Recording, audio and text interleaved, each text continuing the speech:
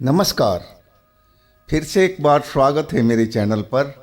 मैं हूं राज। आप देख रहे हैं हाईवे नाइट।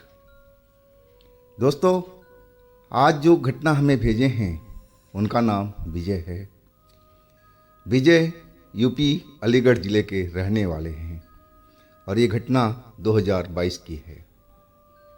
तो चलते हैं इनकी कहानी में। लेकिन दोस्तों, अगर आप मेरे चैनल पर अभी जुड़े हैं और अभी तक मेरे चैनल को सब्सक्राइब नहीं किया है तो प्लीज़ कर लीजिए और साथ में बेल आइकन को दबाना ना भूलिएगा। तो शुरू करते हैं आज की कहानी। दोस्तों, ये घटना 2022 की है। वो रात में कभी भूल नहीं पाता हूँ। एक दिन की बात है। वैसे जिया दीदी तो करीब 3 महीना पहले हमारे घर आए थे, लेकिन उस दिन बिना फ़ोन पर बताए हुए और अचानक शाम के टाइम करीब 4 या 4:30 का टाइम हो रहा था, वक्त हो रहा था, और वो दोनों अपनी बाइक पर हमारे घर पहुंच गए। हम लोग देख करके पूरा परिवार वाले हैरान थे और खुशी भी हो रही थी और आश्चर्य भी हो रहा था कि ये लोग बिना बताए कैसे आ गए।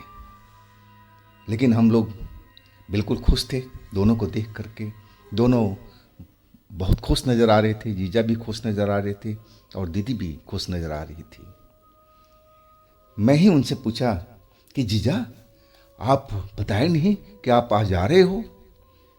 जीजा हंसते हुए कहने लगे, अरे भाई, कभी कभी अचानक आने में जो मज़ा आता है ना, वो बोल के आने में नहीं आता। अब फिर हम लोग सारा हंस पड़े थे एक साथ में। जीजा हमारे बियर के शौकीन थे। जब भी आते थे तो मेरे से चुपके से बियर मंगवाया करते थे। दीदी को पता नहीं चलता इस बात का। अब मैं जीजा से बोलता था कि अगर दीदी को पता लगा ना तो देख लो, आपकी खैर नहीं रहेगी। वो कहने लगे, अरे भाई, पता जब तुम बताएगा तब ना पता लगेगा। कुछ पता नहीं लगता, तुम बियर ले आओ, हम लोग छत पर जा कर के बैठ के पियेंगे।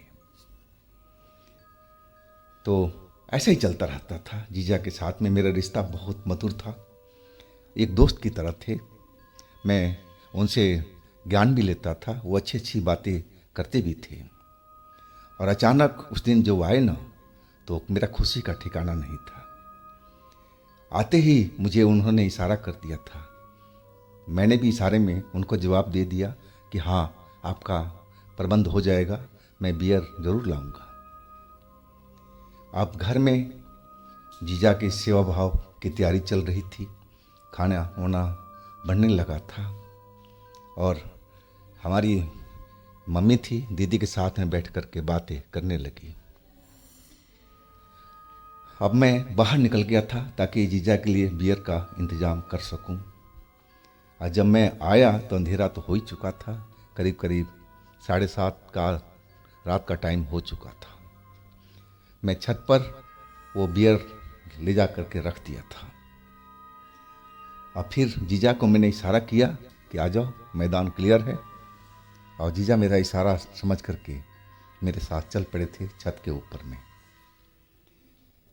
वो बियर आधा करीब बोतल पी चुके थे और तभी उनका फ़ोन की घंटी बजने लगी। फ़ोन उन्होंने उठाया और हाँ, हेलो, यही सब कुछ बोला और फिर वो चुपचाप सुनने लगे। और फिर अचानक बोले, मैं अभी निकल रहा हूँ, तुम लोग घबराना नहीं, मैं करीब 2 घंटे के अंदर पहुँच जाऊँगा और तब तक तुम लोग लेकर के अस्पताल में मम्मी को पहुँचो। उतनी बात सुनकर के मुझे थोड़ा बहुत तो समझ आ चुका था कि जीजा की मम्मी की तबीयत खराब हो गया है। जो फ़ोन पर जीजा ने बातचीत किया था उससे मुझे अंदाज़ा हो चुका था। अब फिर वो बियर की बोतल उन्होंने एक साइड में रख दी और कहने लगे, विजय, मुझे निकलना पड़ेगा इसी वक्त में। रात अंधेरी थी और मैं कैसे बोलूँ जीजा कि तुम चली जाओ। मैंने बोला, जीजा आप सुबह में निकलो, देखो रास्ता ठीक नहीं है, आपको तो पता ही है इस रास्ते का। जीजा कहने लगे, देखो मैं अब इस वक्त में कोई चीज़ का परवाह नहीं करूँगा, मुझे जाना है तो जाना है। मम्मी का तबीयत अचानक बिगड़ गया है और हमारे भाई चाचा वाचा के लड़के सब लेकर हॉस्पिटल पहुंच रहे हैं, तो हमारा वहां जाना ज़रूरी है, मेरी बात को समझा करो। और तब तक ये खबर घर में सभी को मिल चुकी थी। हर कोई हैरान था और गम में था कि अचानक जीजा की मम्मी को क्या हो गया। हर कोई पूछ रहा था, लेकिन जीजा को जितना जानकारी था वो बता दिए थे कि उनको हॉस्पिटल में ले कर के जाया जा रहा है और मुझे भी जाना है। अब जो मेरी माँ थी और मेरी दीदी थी, वो बोले कि आप रात में इस वक्त में बिटिया को साथ में मत ले जाना। अब मेरी तरफ इशारा करके कहने लगी, बेटा तो जीजा के साथ में जा, तो लोग जाएगा तो सही रहेगा। मैं समझ गया था कि माँ जो कह रही है अपने अनुभव के अनुसार सही कह रही है।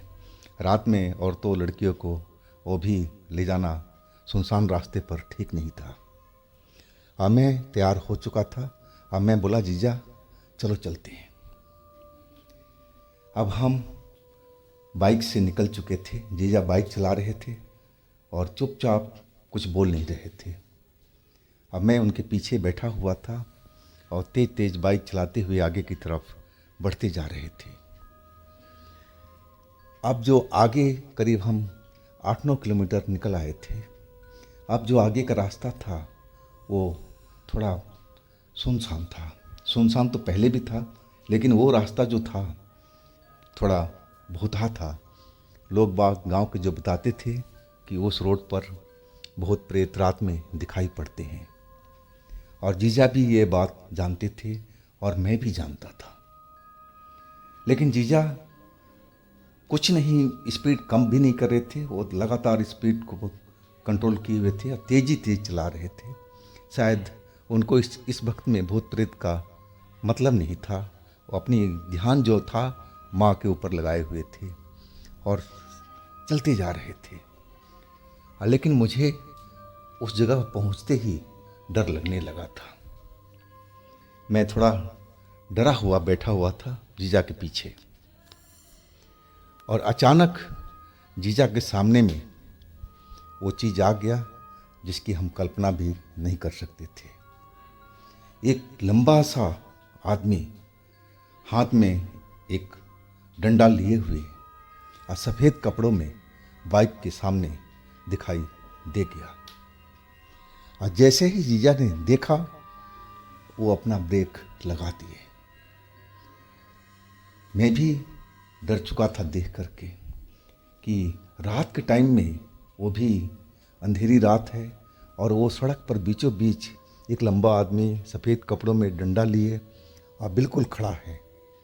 वो हमारी आने का इंतज़ार कर रहा था कि हम उस जगह पर पहुँचे तो हमारे साथ में कुछ गलत करें। लेकिन जीजा पहले ही अपनी बाइक को रोक दिया था। अब जीजा मेरे को पूछ रहे थे, विजय तुम देख रहे हो जो मैं देख रहा हूँ? मैंने बोला, हाँ जीजा, सुनने में तो यही आता है कि ये लोग भूत प्रेत हैं और ये रोड पर दिखाई पड़ रहे हैं। ये जो दिखाई पड़ रहा है इंसान जैसा, ये कोई इंसान नहीं है जीजा, ये भूत ही है। मुझे तो ऐसा ही लग रहा है। अब हमारी हिम्मत नहीं हो रही थी कि हम लोग आगे निकल जाएं। और वो जो लंबा इंसान था सफ़ेद कपड़ों में डंडा लिए हुए, वो बीचों बीच सड़क पर खड़ा था, ना आगे आ रहा था ना पीछे जा रहा था। और उसकी नज़र हम पर लगी हुई थी कि कम हम उसकी तरफ आएं। लेकिन हम लोग अब डर चुके थे। जीजा कहने लगे कि अब क्या करें विजय? इंसान देखते ही देखते हमारी बाइक के पास पहुंच गया। सेकंडों में नहीं लगा था। अब मेरे बाइक के सामने इतना लंबा इंसान खड़ा था और मैं उसकी शक्ल को देख रहा था। देखने में कहीं से भी वो भूत प्रेत जैसा नहीं लग रहा था। बिल्कुल नॉर्मल इंसान की तरह उसका चेहरा मोहरा था। हाँ, विचित्र थी उसकी आंखें। उसकी आंखें एकदम लाल लाल सी चमक रही थी और उसकी आंखों में अजीब सा सम्मोहन सा था। जैसे ही मैं उसकी आंखों की तरफ देखने लगा, मेरे शरीर में तो कपकपी सी लेने लगी थी। और वही वक्त था कि जीजा बाइक मोड़ने लगे थे, वो भी जल्दी जल्दी। एक बार तो हम लोग मोड़ते हुए गिरते गिरते बचे, लेकिन उन्होंने बाइक को संभाल लिया और फिर वापस तेजी की तरफ भागने लगे। जैसे ही थोड़ा देर हम लोग अपने गांव की तरफ लौटे थे और आगे में फिर वही लंबा इंसान खड़ा हुआ, उसी रूप में, उसी भेष में दिखाई दिया। अब हम क्या करें? अब तो मेरा शरीर कांपने लगा था डर से। मैं तो पहले ही डरा था। आप समझ गया कि ये कोई नॉर्मल इंसान तो है नहीं, ज़रूर जो गांव वाले बताया करते थे वही ये भूत है।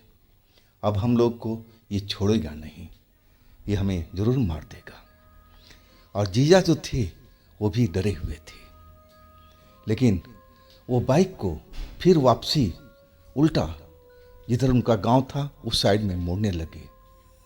और उसी वक्त में वो इंसान, भूत वाला लंबा आदमी, फिर हमारे बाइक के सामने आकर के खड़ा हो गया और ज़ोर ज़ोर से हंसने लगा। बहुत ही भारी आवाज़ थी उसकी और हंसते हंसते कहने लगा, कहाँ कहाँ तुम लोग भागोगे? जिधर भागोगे मैं उधर खड़ा मिलूँगा, मुझसे तुम लोग बच नहीं पाओगे। आज मैं तुम्हें छोड़ने वाला नहीं हूँ, चाहे तुम जहाँ भाग लो मैं तुम्हें ज़रूर मारूँगा। और उसकी हंसी बहुत तेज तेज आसपास में गूंज रही थी। वो हंसते जा रहा था और बोलते जा रहा था। अब वो हंसी और उसका बोलना, मैं एकदम और डर गया था कि अब तो बिल्कुल नहीं छोड़ने वाला है। हम लोग चाहे जो भी कोशिश कर ले, ये तो हमें पकड़ ही लेगा। अब हम लोग कहाँ भाग सकते हैं? कुछ ही पल हुआ था, अचानक कुत्तों की भौंकने की आवाज़ आने लगी, जैसे वो खेत में से कुत्ते निकल रहे हों। और कई कुत्तों की आवाज़ आ रही थी जो तेज़ी से हमारी तरफ भौंकते हुए आ रहे थे। जैसे ही कुत्ता हमारे नज़दीक पहुँचे थे, मैंने देखा एक काला कुत्ता था और एक सफ़ेद कुत्ता था, और तेज़ तेज़ भौंकते हुए उस लंबे आदमी की तरफ दौड़ रहे थे जो हमारे पास में खड़ा था। और वहाँ पर आकर के उसकी तरफ मुंह उठा करके तेज तेज अपनी आवाज़ में भौंकने लगे थे। कुत्ते को देख करके वो लंबा इंसान अब पीछे हटने लगा था और कुत्ता जो थे अब तेज और आवाज़ में अपना गुस्सा दिखाने लगे थे। पता नहीं कहाँ से इस वक्त में वो दोनों कुत्ते उस जगह पर आ गए थे। और देखते ही देखते वो लंबा इंसान अंधेरे की तरफ बढ़ने लगा और कुत्ता भी उसका पीछा करते जा रहे थे। वो आखिरकार अंधेरे में कहीं गायब हो चुका था और वो जो कुत्ते थे उसके पीछे भी चले गए थे। हाँ, उनकी आवाज़ अभी भी सुनाई पड़ रही थी, वो अभी भी भौंक रहे थे, शायद उसका पीछा कर रहे हों। और वही वक्त था कि जीजा अपनी बाइक को चला दिया, और वो भी तेज तेज स्पीड में। और कुछ ही देर में हम उस भूतिया जगह को छोड़ चुके थे। जब हम सही रोड पर आ चुके थे तब हमारी सांस में सांस आई थी। जीजा को बदन पूरा कांप रहा था, कांपते हाथों से वो बाइक को चलाए जा रहे थे। मेरी भी आवाज़ बंद हुई पड़ी थी, मेरा शरीर भी कांप रहा था। अब हम हॉस्पिटल में पहुंच गए थे जहां जीजा की मम्मी एडमिट थी। वहां पहुंच कर के कुछ हमारी हालत सुधरी थी। जीजा भी बिल्कुल अब शांत नज़र आ रहे थे और अपने चचेरे भाइयों से बातचीत कर रहे थे और मम्मी के बारे में सब पूछ रहे थे। मम्मी उनकी आईसीयू में थी। मैं अब चुपचाप खड़ा था वहाँ पर, यही सब बातें सोच रहा था कि अगर वो डॉगी कुत्ता उस टाइम में नहीं आते उस जगह पर, तो वो तो लंबा इंसान हम लोग को छोड़ने वाला नहीं था, वो तो हमें ज़रूर ही मार देता। लेकिन कौन था ये कुत्ता? दोनों कहाँ से आए थे और उनको कैसे मालूम पड़ा कि हम लोग इस जगह पर खतरे में हैं, और उस लंबे इंसान से भूत जो था उससे उसकी क्या दुश्मनी थी।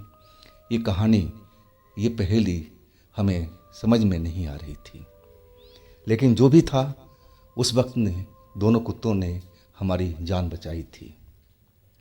तो दोस्तों, ये थी आज की विजय जी की अपनी आप बीती। अगर आपके पास भी इस तरह की कोई घटना है, कोई कहानी है, तो आप मुझे इंस्टाग्राम पर या मेरे व्हाट्सएप नंबर पर शेयर कर सकते हैं। और दोस्तों, हम फिर कल मिलेंगे इस तरह की ही घटनाओं में।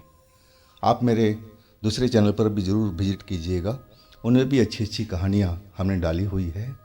चैनल का लिंक नीचे डिस्क्रिप्शन बॉक्स में दिया हुआ है। तो दोस्तों, मेरे इस चैनल को भी लाइक कीजिएगा, सब्सक्राइब कीजिएगा, शेयर कीजिएगा। फिर हम मिलते हैं अगले दिन एक नई घटना, एक नई कहानी में। आप लोग अपना बहुत ही ख्याल रखिएगा। नमस्कार।